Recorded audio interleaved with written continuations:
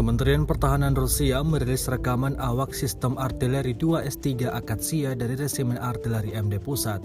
Dalam aksi tempur, para prajurit berhasil menetralisir semua jenis benteng, angkatan bersenjata Ukraina, dan konvoi kendaraan militer. Rekamannya ramai beredar di media sosial Telegram pada Selasa 4 Oktober 2022. Tampak dalam rekaman rentetan tembakan berkali-kali diluncurkan.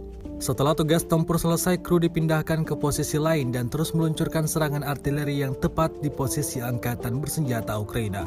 Rusia melaporkan secara total 310 pesawat Ukraina dan 155 helikopter, 2.137 kendaraan udara tak berawak, 378 sistem rudal anti pesawat dieliminir sejak awal operasi khusus.